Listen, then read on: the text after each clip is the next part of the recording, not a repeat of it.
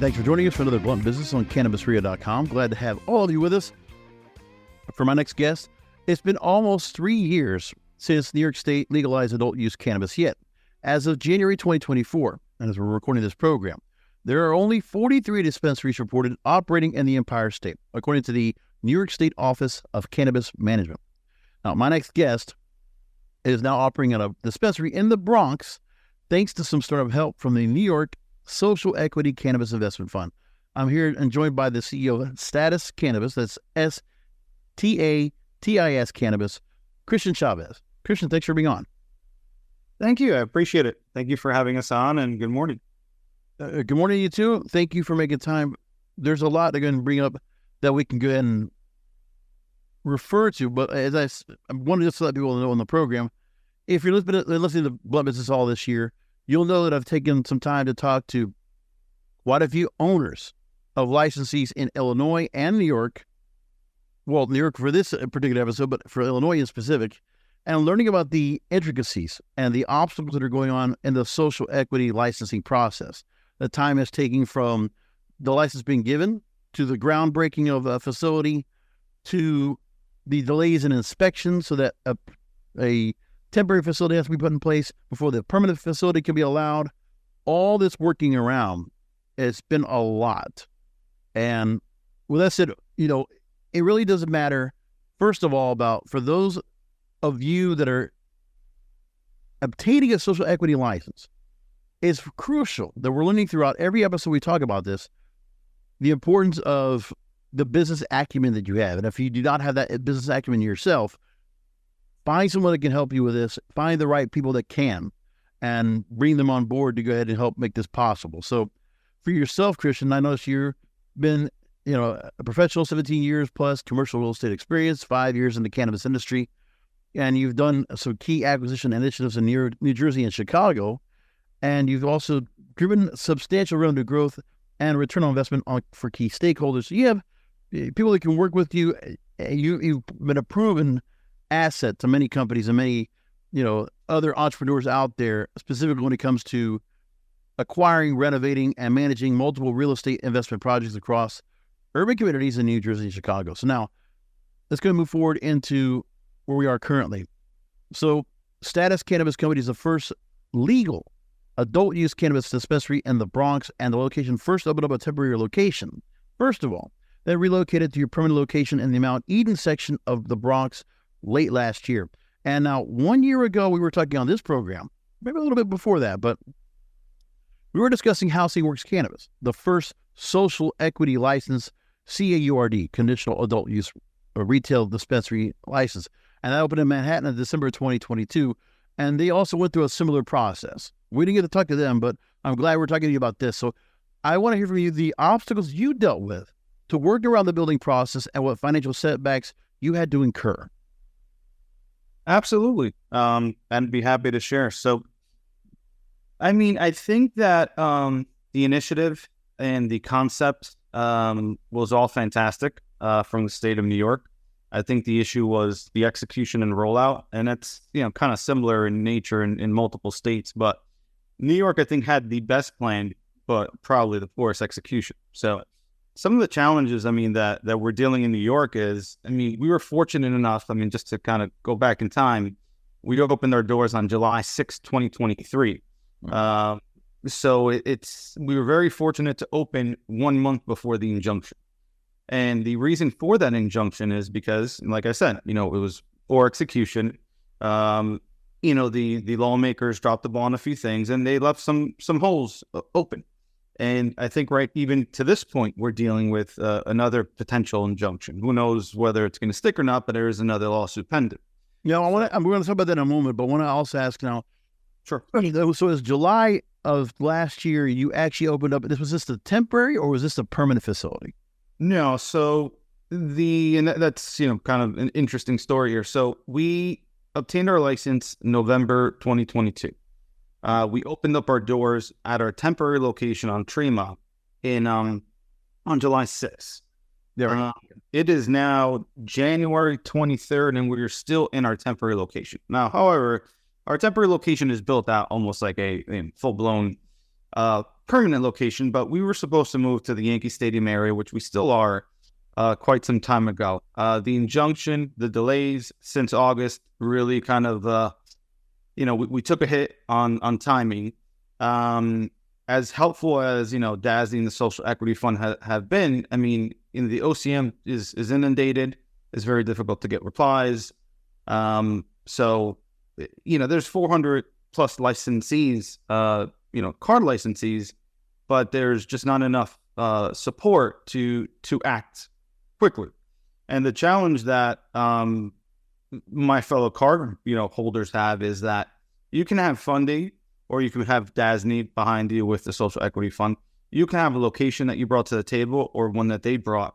But because of, some of the challenges like, these lawsuits or, the lack of staff, I mean, it may take weeks until you get a proximity lock. And proximity lock in New York City is pretty much everything. So that's a challenge that a lot of card members are having right now because, I mean, how long can you hold some of these properties, Like a lot of these, card licensees are paying monthly lock fees, or they're already entering into a full-blown lease with a personal guarantee. So the challenge is, like a regular business, like if you're going to go buy a real estate, building, I mean, your timeline, right? You go, you talk to the bank, you get your appraisal, you get your mortgage commitment. There's a timeline that you have expectations. With this, you can be spinning your wheels and kind of go nowhere. And have everything ready on the business side of things. So it's quite challenging. And we right now are working on an expansion plan, and it's challenging for us because we are co-branding and partnering with other card licensees, and we're, again, spinning our wheels going nowhere. So we're seeing it firsthand.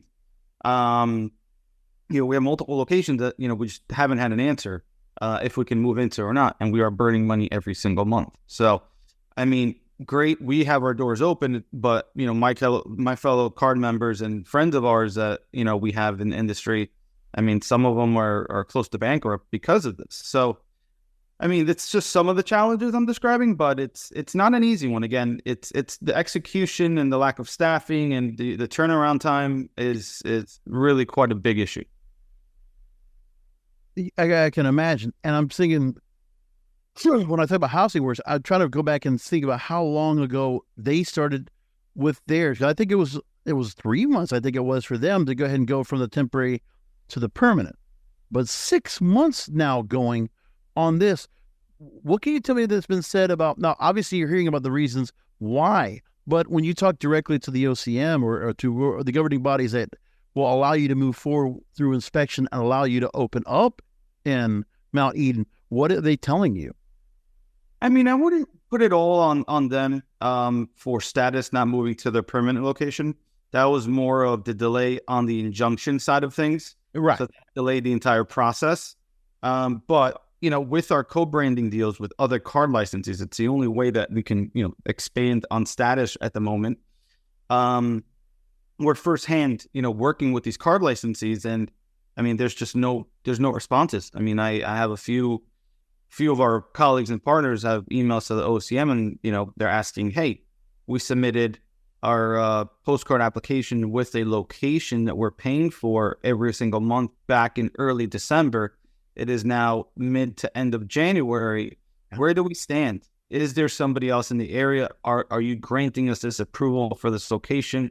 We know it conforms, but the only way that we wouldn't get approval is because somebody's in that 1,000-foot proximity lock, in that immediate area.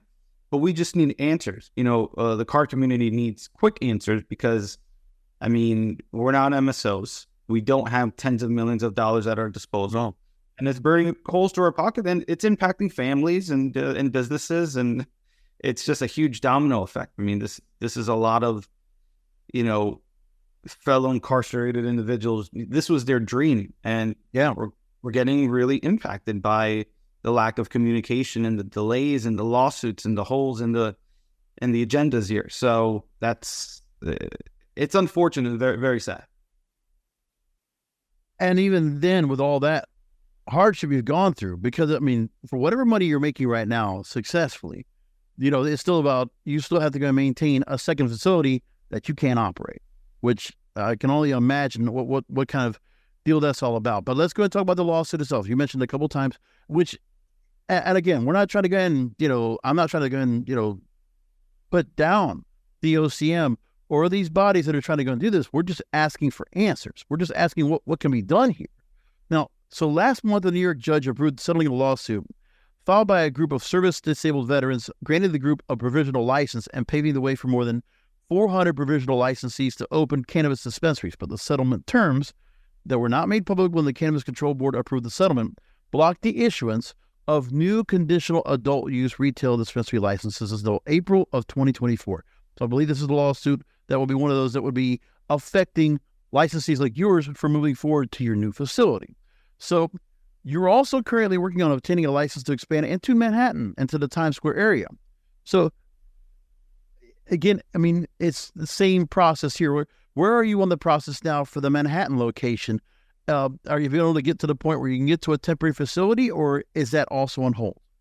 No, that's a great question. And it's a little bit of what I was kind of referring to before, just didn't give enough details.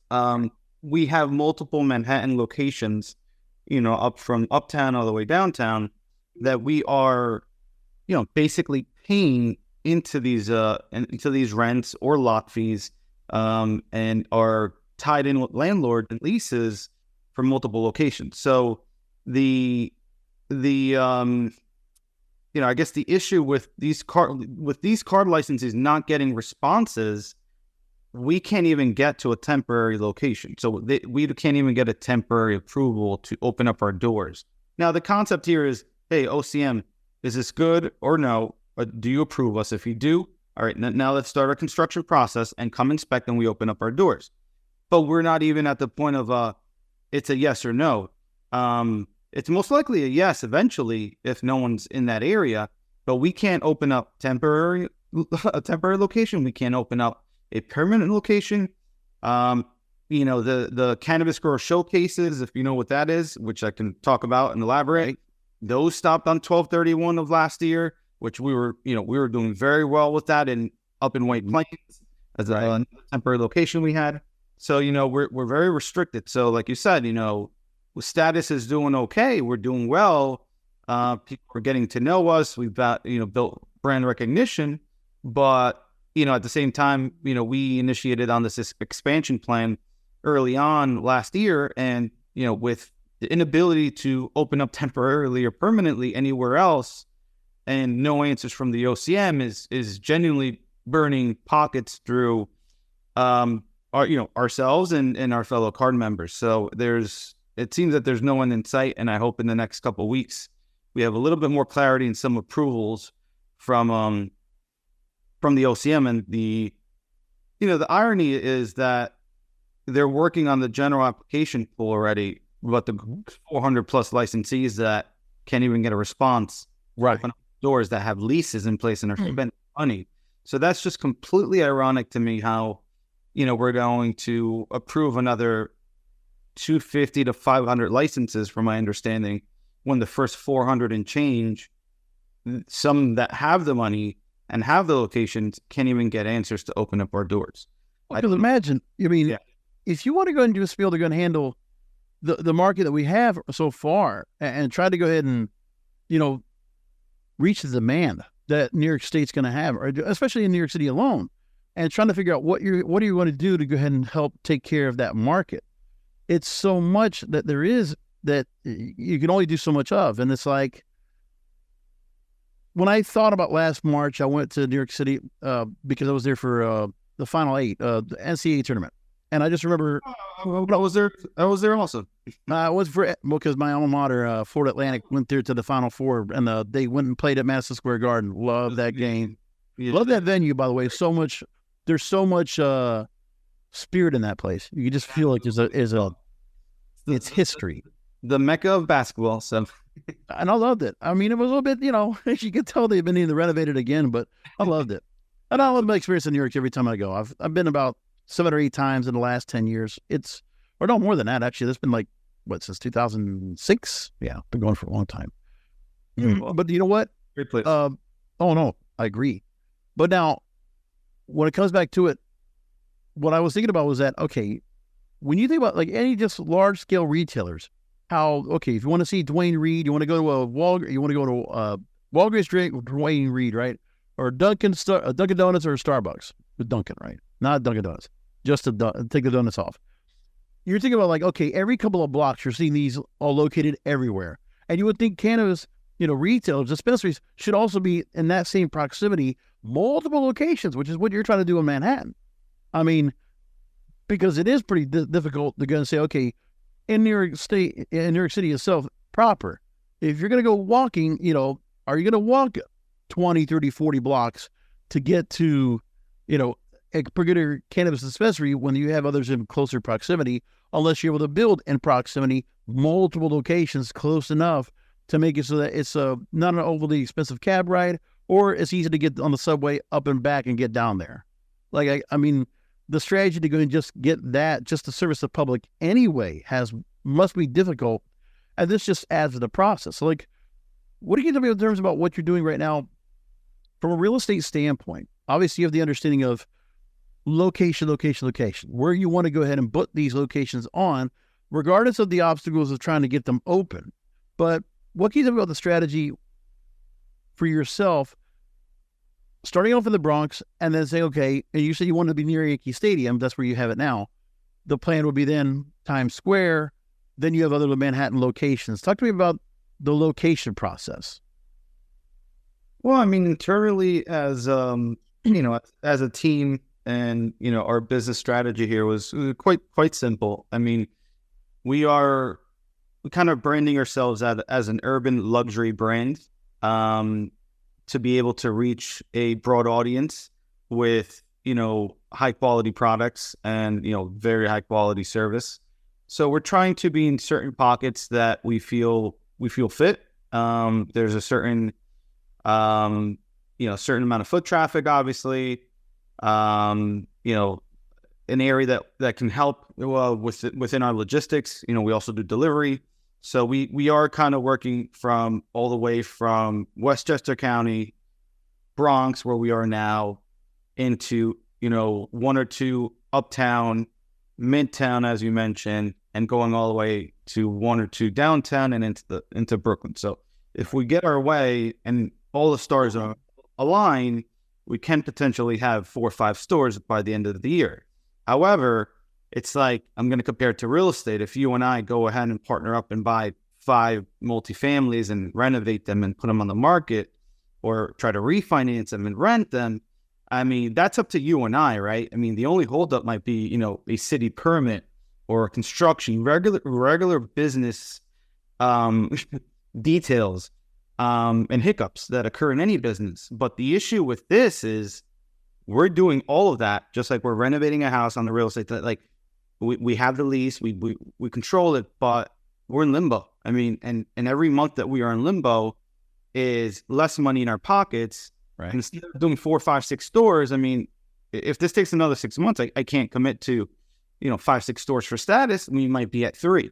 So it's has a direct impact on, companies' finances. I mean, it's obvious, but in terms of the real estate, that is, we're just trying to strategically locate ourselves in prime areas, prime real estate with enough foot traffic and, sustainable and good logistics for the rest of our operations. Yeah, they're definitely putting a dent to your business plan. We're going to come back with more here with our guest of the program, Christian Chavez, the CEO of Statis Cannabis. And when we come back, as we're talking right now with you, Christian, being a prominent social equity licensee here in the state of New York, we've talked about the issues when it comes to the openings, when it comes to the inspection process, when it comes to, the location process. But now the other part is the financial part. Now, this is for those social equity licensees that are going to come in here with cards, and you're going to think about the fact of what you're going to be putting in terms of investment into this right before you even get a store open. Well, I want to go and bring up a story that NPR brought up. Very fascinating, they brought this story up. I'm going to bring that up about the loans and the interest rates that would have to be paid on said loans for those entering into the investment funds. We're going to talk about that here with Christian Chavez once again.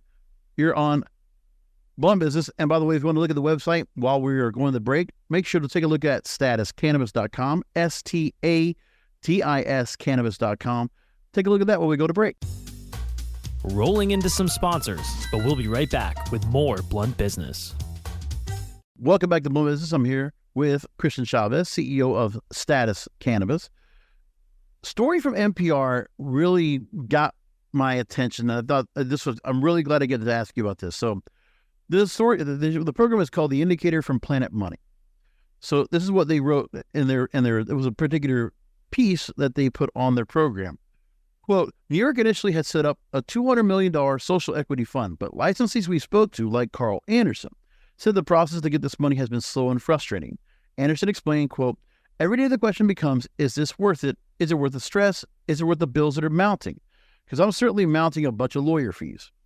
Anderson would continue to say that he considered getting a loan from the Cannabis Social Equity Investment Fund, but in the end, he didn't think it was worth the 13 to 14% interest rate he would have to pay. And the reason for that interest rate, the majority of the money in the fund comes from a private investment firm called Chicago Atlantic. And Anderson would go on to say that, quote, at the end of the day, it wasn't really about equity or social equity. It was about ROI. It doesn't give social equity a chance in hell. You're like anybody else, a predatory lender that's playing on the market. So, Christian, I wanted to get your thoughts about this claim that's being made here about the level of business support future licensees need to have in preparation to obtain a social equity license. What have you heard about anything about this when it comes to the investment fund and, you know, what's going to be paid before you even get started? So I have a different perspective on this. Okay. I'm not in full agreement with, I guess, the previous guest. But again, everybody, I guess it all depends on what your financial resources are. And I would say that just coming from the real estate space and, you know, being in cannabis 5-6 years at this point, cannabis is very difficult to fund. There's not many funders out there.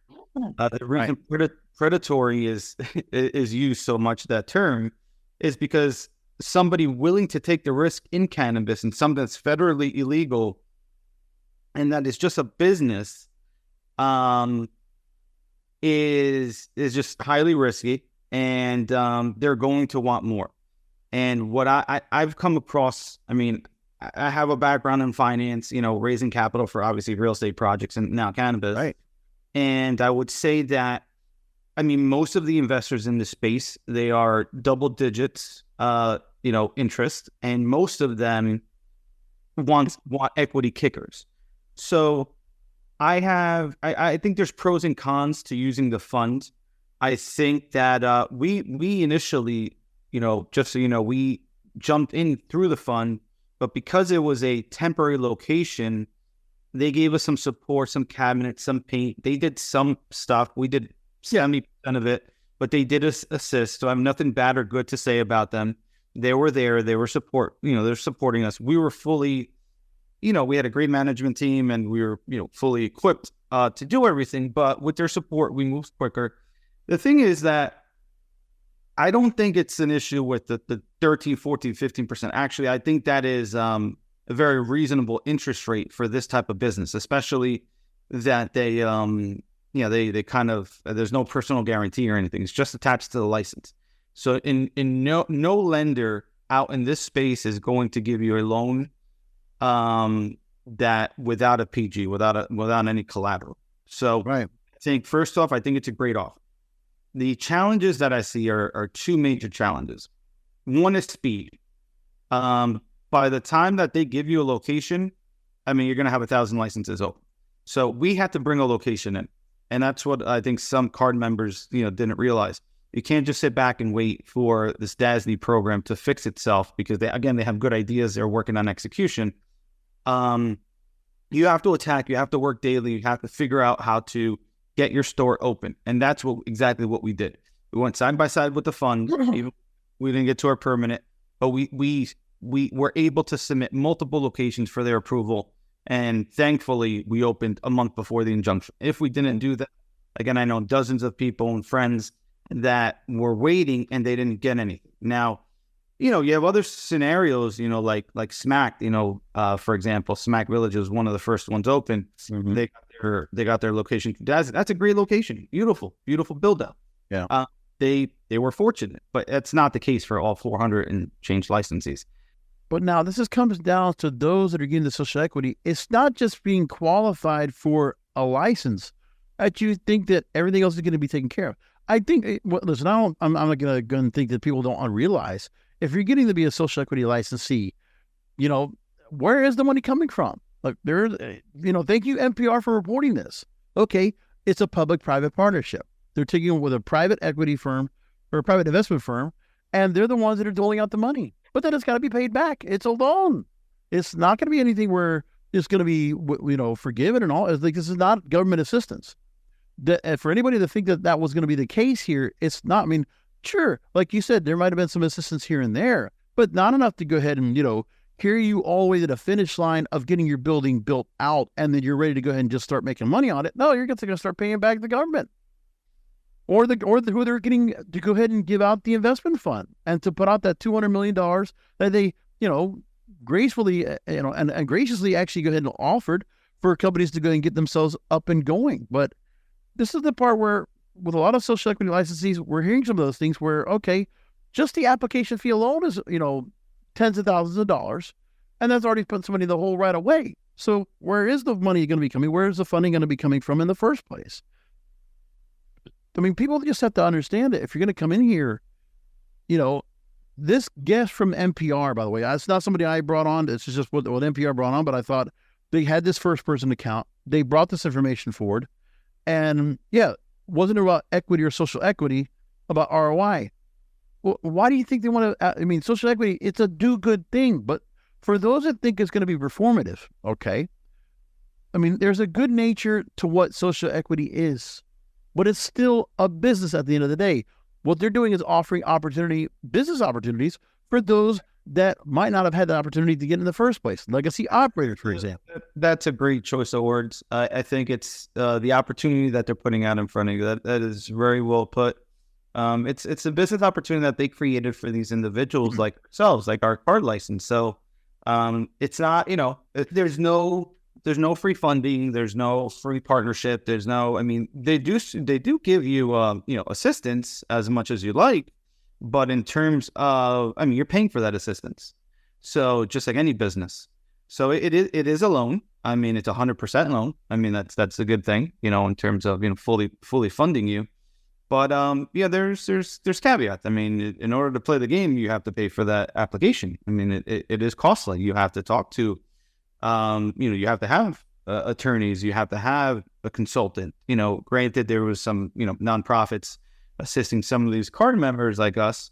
We paid for ours, unfortunately, but it's costly to it's a pay to play. Of course, nothing's given for free here, but it creates a good opportunity. The thing is, once you're in it, you get sucked in, and you can lose a lot of money up until you get open. So it's like you create the opportunity, but you have to have a seamless process. If not, we're all going to go out of business.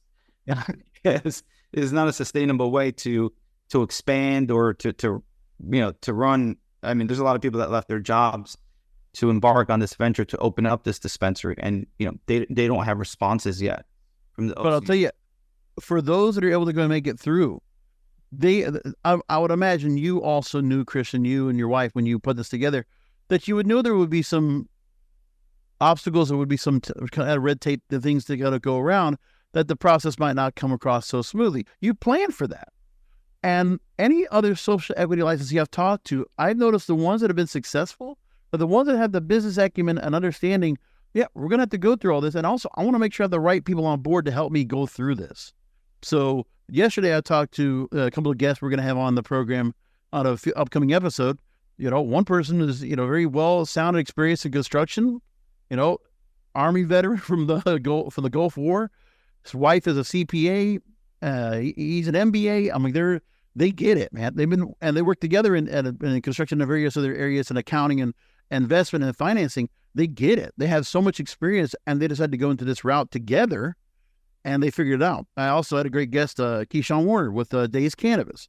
And he's got 5 or 6 dispensaries open now in there and expanded to Massachusetts. But for him, he was someone that, was incarcerated at 15 years old. By his way, he was selling it at one point, but now he was selling it when it was illegal, but now he's doing it properly and legally as a legacy operator. But found the right people to work with, and also his own business acumen to make it across. So like you plan for these kind of things. It's just not right that you have to go through it in the first place. Mm-hmm. Agreed, 100%. The other part is that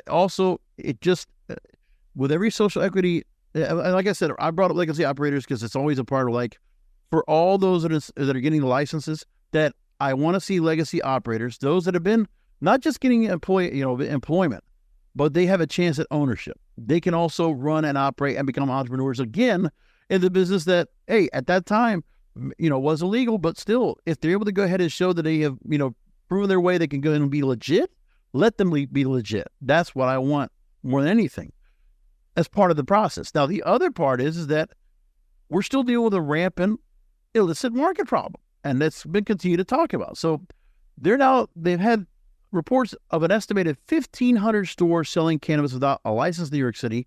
This is according to New York City Mayor Eric Adams. New York City Sheriff Anthony Miranda said last year, there's a lot of things going on when it comes to New York State and New York City.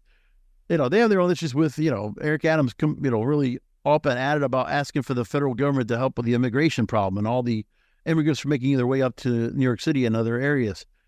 So the Office of Cannabis Management has said recently that agency investigators and the Department of Taxation and Finance inspected 48 shops suspected of selling unlicensed cannabis in December and seized $4.2 million worth of weed products. And in total, officials have seized some $57 million worth of cannabis from stores in the 5 boroughs since the crackdown was announced last spring. Let's remember that was Governor Hochul talking about that and praising that. But talk to me also about this illicit market, Christian, and how law enforcement and the control board have been addressing it, this illegal activity. When you see what's going on here, again, taking away to profits like yours, have they been doing enough? I mean, obviously it's been widespread. It's been so rampant. And, you have buses, you have, mobile vehicles moving around selling cannabis, taking away at potential profits of yours. Have they been doing enough? I mean, it's a clear no. Are they trying to? Are they working on an initiative? I mean, again, I'm going based on what I see on the press, Yeah. But internally, we're not hearing too much about a successful initiative. I mean, there's buzz here and there, but there's hasn't translated to any action so far. Now, again, being in business for a long time, I understand that things take time. Should some of these initiatives been in place prior to licensing? Absolutely. I mean, I would have done something like that or suggested that, and I'm sure others have done it. But look, around our Bronx location, there's been no store that has been shut down. I mean, zero. The OCM has not come in there. There has been any shutdowns. And then, the best example right now, and is the company Conbud. I'm sure you guys probably seen an article out there. If not, you should look for it. I don't know who came out with it, but there was an article published, I think, 1 to 2 weeks ago. It started with a map, and that map literally showed where Conbud downtown is located and how many illicit shops are within like a half-mile radius. And I think it's to the extent of like 20. I mean, how can a company succeed when you have, we have 15, 20 locations that are illegal, illicit shops around you? I mean, it's impossible. I mean, they have their clientele. They're taking business away from you. You're trying to do it the right way, and you can't because you have the illicit competition. So, again, to answer your question, I don't think there's, things that are being done are enough. I mean, are there things in the background and they're working on it and they're going to be successful in a year? Possibly, maybe. But until I see it, I mean, it's really hard to say because around me, there hasn't been anything. And same thing for, the example I just gave you on Conbud. And so I'll put it like this. I think, and I agree with you on this. I'll put it like this. I think that they are trying, but they are overwhelmed by the amount of illicit activity going on. I think that's just one place more than anything else. They're just somewhere right now. There's a story from our town, otdowntown.com, and they're making a point that in the Lower East Side, that there are 34 cannabis shops and only one of them is licensed. Like, That's what I was. Yeah, that's what I was referring to. Yeah, that's the article. Okay, that's it. All right, there we go. So That's in the world, right? And Conbud was the one that was the only legal one that's in the area. That's wild. It's insane. It's preposterous. I mean, how can that happen? I mean, you should have enforcement there. I mean, a few times a week doing something about this. You have a gentleman that invested a lot of money into this place, and it needs to be done. It needs to be done right, and the state has to take action. And the same story, they were talking about the fact that they have another person that's trying to open up with a dispensary license in Staten Island. $1.6 million in expenses so far, $200,000 in legal fees, still not open. And for Conbud and Cosmart, the owner of Conbud, he says he spent more than $1 million getting ready to open for the location there. That's just like, but it's also so many other companies going to the same thing. So many other business owners trying to get themselves up. And then there's like this rampant activity they can't do anything about. That's the part of like, and what can we say? I know New York State, you're trying. Thank you for that. But there's got to be more you can do. I mean, I don't know what else you can do, but like this really hits up of what's going on. So like, I wish there was a better answer for that, but wow, this is crazy. I am 100% with you. I mean, it's one challenge after another. Yeah. And again, it's a very expensive game to play in. So, I mean, I guess, a lot of people are going to be over leveraged by the time they get open. I mean, it's kind of the only way to survive, right? I mean, if you don't have the funds. So it's just a sad series of events, with the state of New York to get this program out and rolling.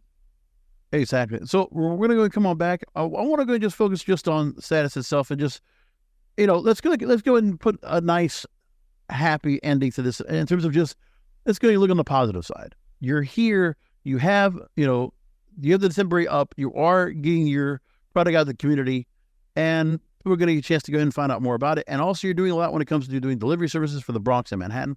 We're going to talk all about that coming up more here with Christian Chavez, CEO of Statis Cannabis. So again, the website is STATIS cannabis.com.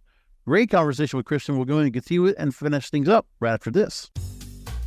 Rolling into some sponsors, but we'll be right back with more Blunt Business. I'm back with final questions with Christian Chavez, CEO of Statis Cannabis here on Blunt Business. So there's also been getting a lot of good praise, Christian, for what you've been doing. Secret New York, NewYorkCity.co. They actually rated Statis as one of the 7 best dispensaries in New York City for legal cannabis.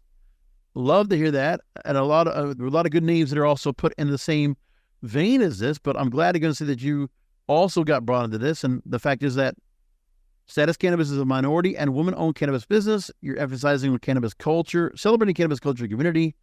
And, you offer for the Bronx and Upper Manhattan. You have, you can even get it delivered to the borough at above 58th Street if you're in Manhattan. So you got a lot going on there. You're reaching to a lot of people. Talk to me about, what the store's been able to do so far and, being able to go and get yourself at least at this point. Sure. No, I mean, we are fortunate enough to have opened before that injunction. We are extremely happy to connect with the community. I think it's allowed us to plan this expansion. Over at Statis, we are, have become a cannabis staple because there isn't much going on in the Bronx. So we've expanded already and included delivery service. We do deliver in the Bronx. We extend out to into Manhattan. And of course, as we open up additional locations, we'll keep going all the way into Brooklyn. So very excited, very happy that we're able to get our doors open. We have a wonderful staff, a wonderful management company. We have big dreams like the other dispensaries. So hopefully we can execute on them and bring high quality service and cannabis to our consumers. So very happy at the moment. So currently the location is 817 East Tremont Avenue, the Crotona section of the Bronx. What is it that you're really right now in terms of, there was also a report going back a lot from the Bronx Times talking about that you were looking to move to a Jerome Avenue storefront, which is under construction. But at the moment, you're still working on trying to get the second shop near Times Square in Manhattan. That is not open yet. What's the whole story right now in terms of when the permanent location can happen for the Bronx and when the Upper Manhattan, the Times Square in Manhattan location, where are we on both of those right now? So when discussing the Bronx and a permanent location, we had 2 or 3 addresses in the mix, and we were in talks with the Social Equity Fund and Destin. So again, when working with them, things are a little bit slower. There's certain teams that need to evaluate, the real estate, the demographics, the data. I mean, there's a lot that goes into it, but behind the scenes. We can bless it and it could be good for us in our business model, but if it doesn't work for them, you kind of have an issue. So, if you're not right next to a subway, there's certain things that they look at. So there was multiple delays in kind of going to our permanent location. Jerome was one of them. We have something next to Yankee Stadium. Unfortunately, they don't really let me share the exact address at the moment, but we do have a permanent location that we are moving to eventually in the next few months. So that's all in the works. Again, the injunction slowed us down. This should have happened at the end of last year, but we are where we are. In terms of the additional locations into Manhattan, I mean, we were told by the OCM our license comes with delivery, consumption, retail, and up to 3 locations, as you probably already know. Right. But there's no guidance. So they do not technically allow us to open up store 2 and 3 yet. So in order to comply and conform and to get the brand out there, we actually have to partner with another card licensee, which is good and bad, right? We're giving the opportunity to another card licensee. The bad part is now we have to share in profits, right? I mean, we can only take half of that license. So it's quite messy, but we're so eager to expand on our brand into these prime locations that we have partnered. We have found great card partners to do a co-branding deal where we can go in there and expand on Statis and just we're well known now, but hopefully by the end of next year we're all across Manhattan. So that's the part that I said is all OCM. We need responses. We have none now. We've been emailing them day and night for the last couple of weeks because the deadline to submit your locations was sometime in December, I think December 18th. So we're here waiting and there's no responses. And it should be a quick, this works or this doesn't work because it's just a proximity review. So, right. So that's where we are. Our hands are tied. But again, to stay on the positive, we have prime locations. We are just waiting for approvals and we are definitely moving to a different location in the Bronx to a bigger footprint. I mean, we're at a pretty big footprint now, 3,300 square feet, but, happy to move to the permanent location and call it our permanent home. Right. So now if you go to the website, statiscannabis.com, STATIS cannabis.com, you can see the full line of flowers, pre-rolls, edibles, vapes, gear, and concentrates all across. Anything from the website you can specifically point out to people real quick that you have been getting a lot of response to in terms of anything you're growing yourself or products you've been able to go ahead and put on the shelves or people have been able to go and get delivered? We have been doing really well recently with PharmaCann. So check them out. I believe we also have Canacure, Flower House, Flores Farms. I mean, those are kind of the 4 brands that are really killing it right now. So, and they vary. I mean, they have from concentrates to flower, so, I mean, you have a nice mix of products there. So definitely encourage you and the listeners to go through the website and try some of those brands. They have, some good options.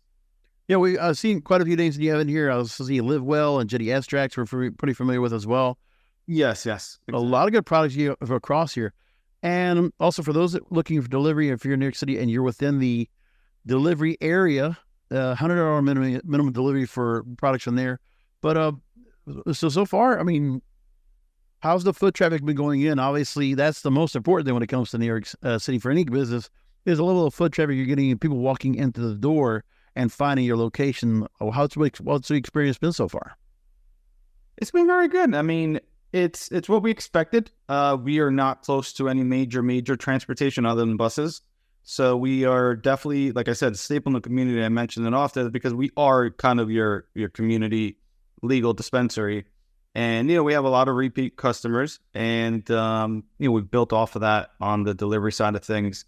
So it's nice that, people actually go out of their way to come visit us as well. I mean, there's, with no subway within reach, maybe like a mile away, you have a lot of people driving there, taking Ubers to us. So it's like, they really want to get their treatment from our, the great staff that we have. So yeah, it's been pretty good so far. A lot of traffic, but I'm sure that once we move to our permanent location, where it's located, we're going to be much busier.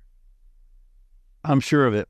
So it's just a matter of time. Hopefully, the lawsuits are going to finally get themselves settled and rectified, and then you and your team go ahead and move along and get into that nice brand location. What can you tell me about the new location in terms of the size and anything else you're going to be adding to it once it's finally able to be opened? Well, all I can say, it's going to be a state-of-the-art facility. We're going to do a lot of cool designs appropriate for the area, meaning, connecting with the Bronx and its culture and its history. So that's going to be the cool part of the design. And, we're at that point, once we move, we're going to expand and pretty much deliver to all 5 boroughs as well. So once we move and stay in our permanent location, I think we'll be able to service the rest of New York City. I will say the one thing, walking around, and I did about 30 miles of walking, me and my brother, within 36 hours. Walking around the city, I mean, it was the first day was like, but a good 20 miles we walked. I was like, the one thing is, it's one thing of being in that weather, 48 degrees, I think it was during the time in March, and a little bit rainy, but like seriously, like you can just huff around those streets like so easily.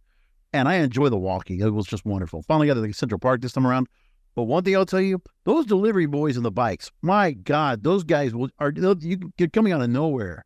And like for all the DoorDash, like Uber Eats types that are going around there, and you see those guys with the bikes and the bags, the baskets, and just like whizzing around. I can only imagine how the Statis Cannabis folks are going to be able to get their traffic, their deliveries going along in that foot traffic around there. Like seriously, they need to put some bigger bike lanes or something like that to go ahead and handle the traffic. It's crazy. So. No, it is. I mean, we're looking at freezing rain right now out the window.